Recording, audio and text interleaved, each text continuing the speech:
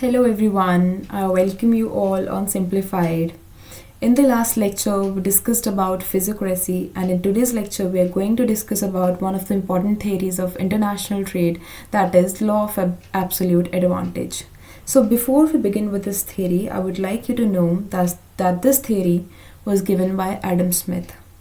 So Adam Smith ने international trade को settle करने के लिए कहा कि दो कंट्रीज़ में ट्रेड तभी पॉसिबल है जब दोनों कंट्रीज़ कुछ ना कुछ गेन करेंगी.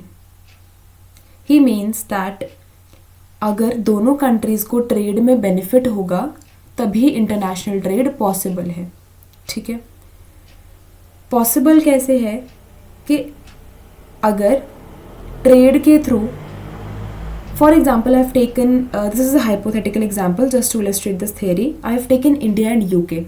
ठीक है, so Adam Smith said that if one country is gaining through trade and in the same time another country is also gaining through trade, then only there is a benefit of trade. Otherwise, there is no benefit of international trade. He also stated that trade should be through laissez faire policy. It means वो किसकी favour में थे? No government intervention के favour में थे. ठीक है, उन्होंने बोला कि मर्केंटाइलिस्ट ने क्या बोला था कि गवर्नमेंट इंटरवेंशन इम्पॉर्टेंट है. ठीक है, whereas Adam Smith said that government intervention important नहीं है, फ्री लाइजस फेयर पॉलिसी के वो रिकमेंड करते थे. ठीक है, वो फ्री लाइजस फेयर पॉलिसी की फेवर में थे. So he said that trade restrictions जो है ना, they are invariably rationalized in terms of national welfare, but this was not the case. Only few people were benefited through trade restrictions. So he was in the favor of laissez-faire policy. So to illustrate this theory, I've taken example of India and UK. So इस theory में हम दो commodities लेंगे. ठीक है, that is wheat and rice. This is just hypothetical example. And also if taken two countries India and UK. ठीक है, so यहाँ क्या हो रहा है कि you see that India is producing 6 kilograms of wheat per hour. ठीक है, whereas UK is producing 1 kilogram of wheat per hour. In terms of rice, India is producing 4 kilograms of rice per hour, and UK is producing 5 kilograms of rice per hour. ठीक है, so what we see here that wheat, in terms of wheat, India is more specialized and efficient in the production of wheat than UK, है ना, और वो भी कितना time, 6 times better than UK. तो यहाँ पे efficient कौन हुआ wheat की production में? India. Whereas if we talk about rice, then India कितना प्रोड्यूस कर रहा है? 4 units of rice, that is 4 kilograms of rice per hour, whereas UK is producing 5 kilograms of rice per hour. So ज़्यादा कौन produce कर रहा है? UK. ठीक है, सो एडम स्मिथ ने हमें यहाँ पे क्या बोला कि जो कंट्री ज़्यादा कमोडिटी को प्रोड्यूस कर रही है वो उस कमोडिटी को एक्सपोर्ट करे. ठीक है, उसमें उसका बेनिफिट है. और जिस कमोडिटी में एक कंट्री लेस एफिशिएंट है वो उसमें इंपोर्ट करे. ठीक है, सो दूसरे का बेनिफिट होगा. ठीक है, तो ये एक कंप्लीट ऑपोजिट था मर्केंटाइलिस्ट व्यू का, बिकॉज मर्केंटाइलिस्ट बोलते थे कि trade is only possible if there is a loss of another country, है ना. Gain of one country is possible on the loss of another country. But Adam Smith ने इसका opposite बोला. उन्होंने बोला कि दोनों कंट्रीज़ का बेनिफिट इज़ पॉसिबल और उसी बेसिस पे इंटरनेशनल ट्रेड भी पॉसिबल है. ठीक है, सो यहाँ पे क्या है कि अगर इंडिया एक्सपोर्ट करे अपने 6 units ऑफ राइस यूके को. ठीक है, so what will happen, UK अपना कितना टाइम सेव करेगा? 6 hours. ठीक है, बिकॉज वो 1 unit प्रोड्यूस कर रहा है 1 hour में. और अगर इंडिया उसको दे दे 6 units of rice, so India कितना डिमांड करेगा?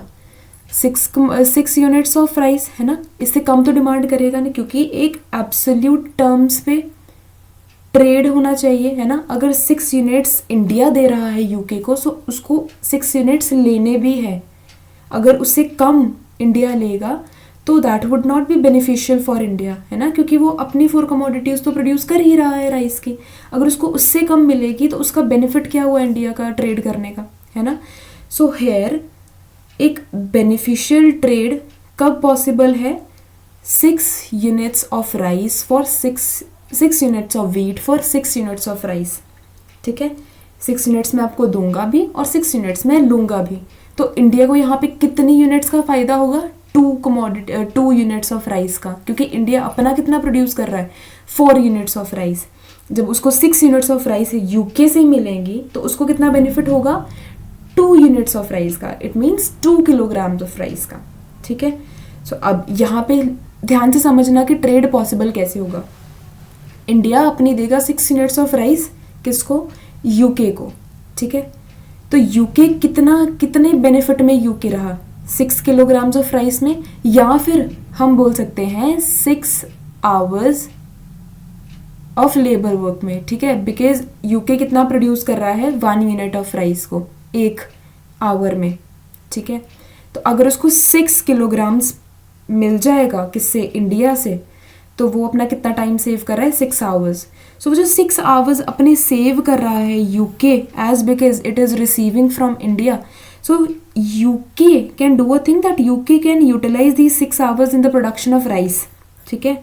जो वो पहले यूटिलाइज कर रहा था वीट को प्रोड्यूस करने में, वो वीट को प्रोड्यूस करना बंद कर देगा, ठीक है। जब वो वीट को प्रोड्यूस करना बंद कर देगा तो वो जो 6 आवर्स इंडिया से ले रहा है वो उसको यूटिलाइज करेगा किसकी प्रोडक्शन में, राइस की प्रोडक्शन में, ठीक है। जब वो राइस की प्रोडक्शन में यूटिलाइज करेगा अपने 6 आवर्स को, तो बेटा 6 × 5 = 30, ठीक है। तो यूके कितनी प्रोड्यूस कर पाएगा देन, 30 यूनिट्स ऑफ राइस, ठीक है। तो यहाँ पे यूके को बेनिफिट कितना हुआ, 30 यूनिट्स ऑफ राइस उसने प्रोड्यूस करे, बट यहाँ पे अब उसको 6 यूनिट्स इंडिया को भी तो देने हैं। उसने 6 यूनिट्स ऑफ वीट लिए ना इंडिया से, तो उसको 6 units of rice in return देने हैं। तो जब वो 6 units of rice in return दे देगा इंडिया को, तब उसके पास बाकी कितना बचा, 24 units of rice. So UK को कितना बेनिफिट हुआ, 24 यूनिट्स ऑफ राइस का। सो यू सी इंडिया का भी बेनिफिट हुआ यहाँ पे और यूके का भी बेनिफिट हुआ। I know that UK got more benefit here, but यहाँ पे ये चीज़ कंसीडर नहीं करनी है कि किसका ज़्यादा बेनिफिट हुआ या किसका कम बेनिफिट हुआ, ठीक है। यहाँ पे चीज़ ये कंसीडर करनी है कि ट्रेड सेटल कैसे हुआ, ठीक है। And one thing that Adam Smith stated that he said that जो एब्सोल्यूट एडवांटेज थ्योरी तो दे दी थी एडम स्मिथ ने, ठीक है। इसके बाद हमारी थ्योरी आती है लॉ ऑफ कंपैरेटिव एडवांटेज। जो एडम स्मिथ ने थ्योरी दी थी लॉ ऑफ एब्सोल्यूट एडवांटेज की, अगर हम उसको आज के सिनेरियो से कंपेयर करें, then this is relevant in very little world, ठीक है। This is very less relevant in today's world, बहुत लेस रेलिवेंस है, ठीक है। बिकॉज ऐसा नहीं है कि कंप्लीट बेनिफिट होता है दोनों कंट्रीज़ को, किसी को कम बेनिफिट भी होता है। सो जो आने वाला कमिंग लॉ है जो मैं नेक्स्ट वीडियो में डिस्कस करूँगी, that is law of comparative advantage.